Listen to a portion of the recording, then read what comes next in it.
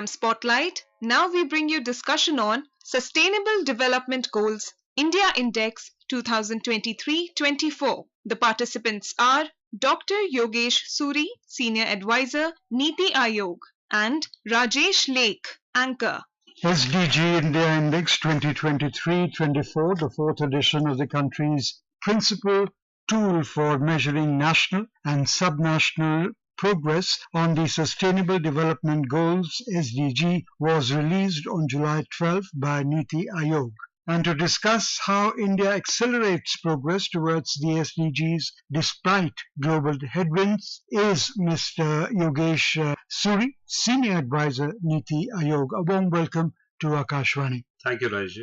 My first question to you is regarding the overview of the SDG. What is it to a common man? Perhaps they're not that exposed. How would you describe SDG 2324 and the purpose for which it was formed? Rajji, in 2015, all the countries, they came together in the platform of the United Nations, and they committed to themselves 17 goals, 169 targets, which are collectively known as the Sustainable Development Goals. You can consider it in a way that earlier the predecessor of Sustainable Development Goals were Millennium Development Goals, which were from year 2000 to 2025. These are essentially what humanity or what each country would like to do for itself so as to ensure that the world progresses in a sustainable manner, and so that the future generations are also able to utilize all the benefits of living on the earth the same manner as the current generation is having. So there were about 17 goals, 169 indicators covering almost every span of area which impacts human life, whether it's health or it's education or it's economic empowerment or gender equality or climate change and environment, peace, justice, strong institutions. So it basically covers each and every aspect of human life. And Niti Aayog has been bringing out this report since 2018. As you rightly said, this was fourth report in this series, and the whole objective of this report is basically to sensitize the entire country as to the importance of the Sustainable Development Goals, as to what everybody should keep this in mind in their day-to-day lives. And more importantly, that states and union territories, they are ranked on the basis of a transparent indicator and transparent index which we have come out with, and the states are ranked based on this, their performance against SDGs. And the whole idea is to bring in, institutionalize the spirit of comparative federalism, as to every state can see where they stand in the entire list of the states, and whichever state is not doing well, if they strive to do better. And ultimately, when every state strives to do better, the whole country progresses at a much faster way. Whole idea of this report. Gershwin, you very rightly mentioned that the launch of the SDG India was to provide impetus for the localization push, reaffirming states and union territories as the key stakeholders in this transformative journey. How would you describe these 4 years, fourth edition that we are into, the journey that India has undertaken? Let's begin with the methodology that you use. Coming to the methodology, essentially this report has about 113 different indicators and cutting across about 16 goals of Sustainable Development Goals. For every indicator, we collect the data from the official sources. Then we form an index. For each goal, we try to arrive at particular score. And then scores are total to arrive at the score of the goal at one level and of the state at other level. And at the national level, all scores aggregated to work out a one single national score. In our latest report, as you might have seen, that India's score was only 57 in 2018, and now the score has improved to 71. You can look at it in a manner like, suppose you want to achieve 100 marks by 2030, and today you are standing at 71, and you are only 57 in 2018. So that is a kind of progress which you have achieved, which this reports indicate.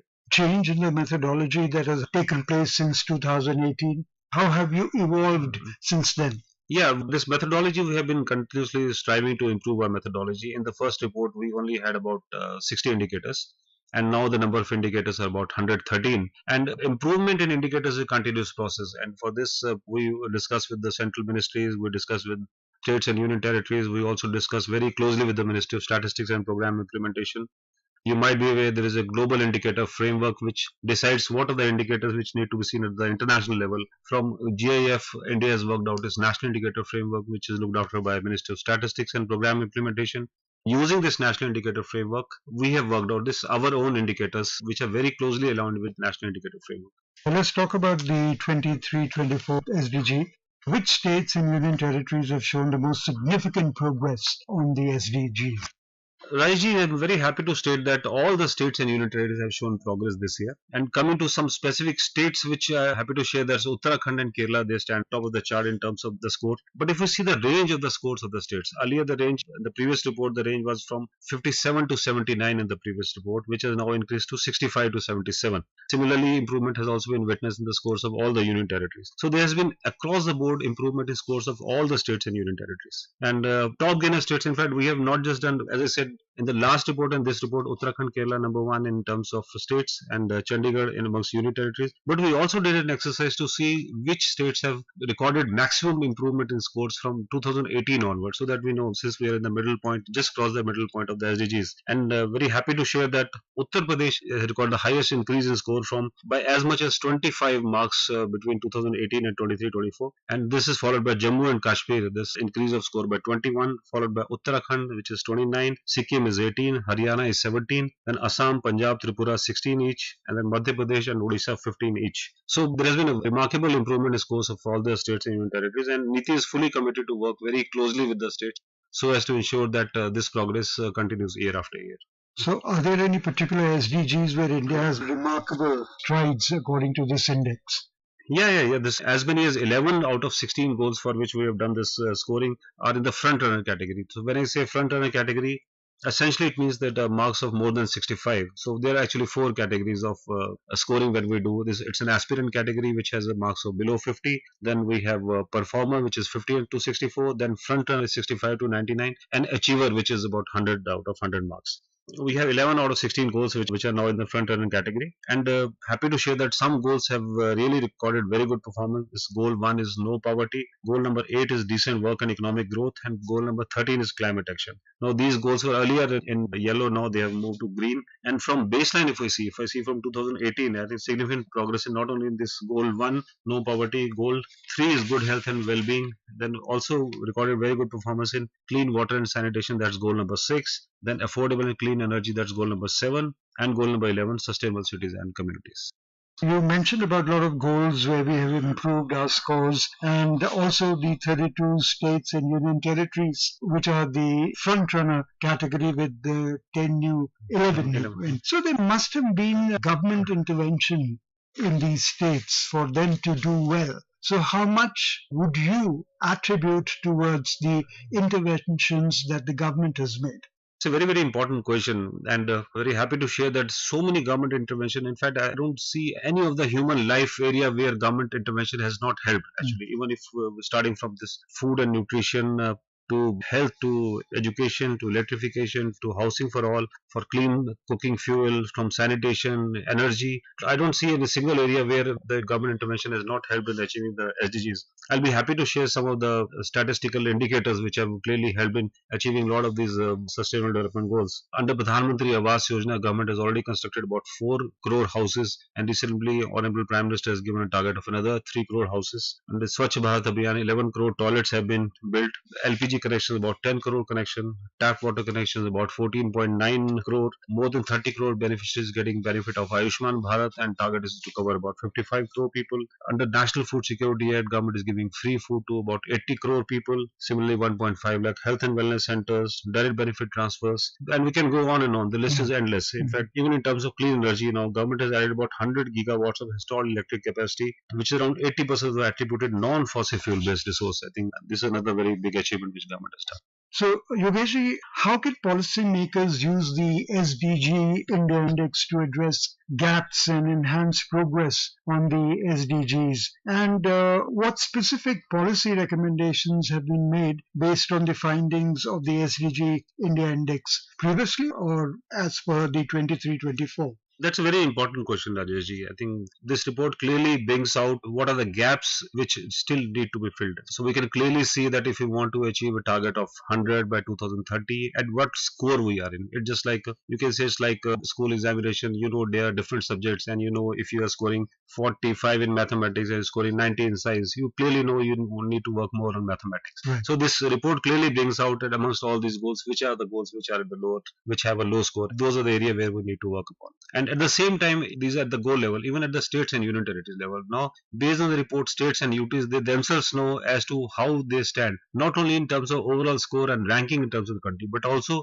every state will clearly know in which goal how much marks they are getting. So once they know what marks they get, and the low marks is based on which is leading to the less marks. It's just like an answer sheet checking, and you know this question number 5, 6, 7, you've not done well. Same way you can find out which other area, if you're not doing well in health, education, and some state may be doing well in health and education, but may not be doing well in sanitation or maybe some other area or industrialization. So I think that's exactly the states can find out where they need to improve upon, and that's precisely the objective of this report. So what role does Niti Aayog play in tracking and promoting the achievement of the SDGs in India?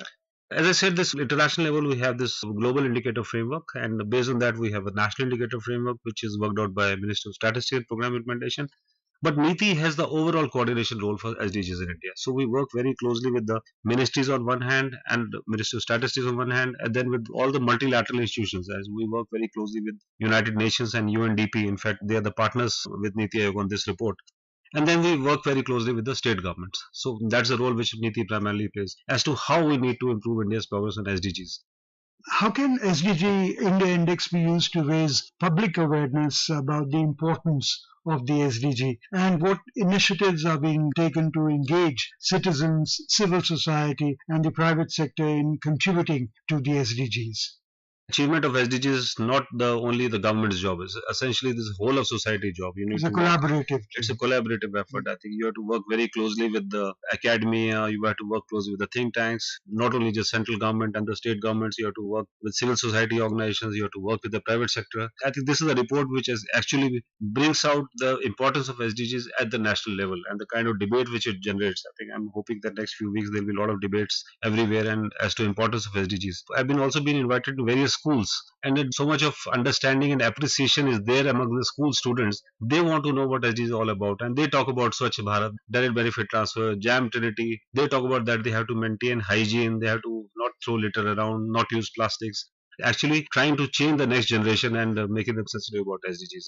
So, do you do any special programs to create this awareness? Yes, we do. And in fact, we work very closely with the entire UN system and a lot of think tanks. So, we have been organizing various sensitization programs with the help of state governments. I think recently we had a workshop in Jaipur where all the states had come together.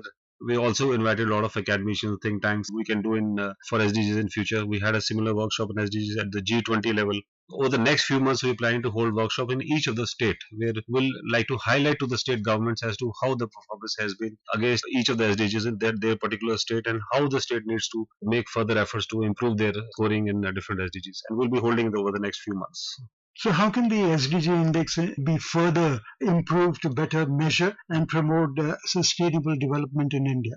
This SDG India Index has already gone through a lot of rigor. This is the 4th edition. For every edition, we have a lot of efforts have been put in. In fact, this particular edition has come after a little longer time, as we were putting a lot of effort to improve the quality of the indicators and getting the sources of data and methodology perfectly foolproof. So in the near future, we don't have any plans to modify our index calculations, change the methodology, because I think now methodology is by and large cast in stone, and by 2030 at least, we would like this methodology to continue.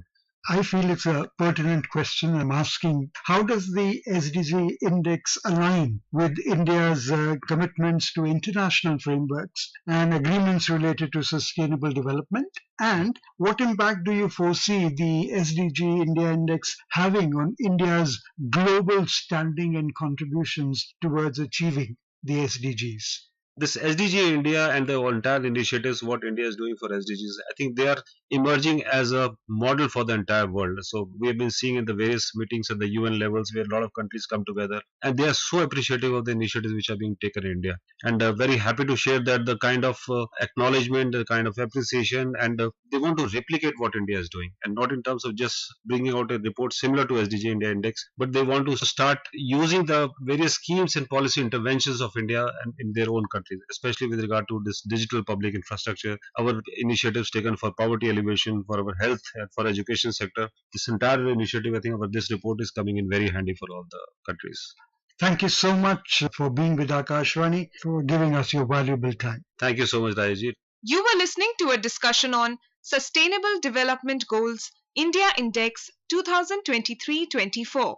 The participants were Dr. Yogesh Suri, Senior Advisor, Niti Aayog, and Rajesh Lake, Anchor. This program was produced and presented by the News Services Division of Akashvani.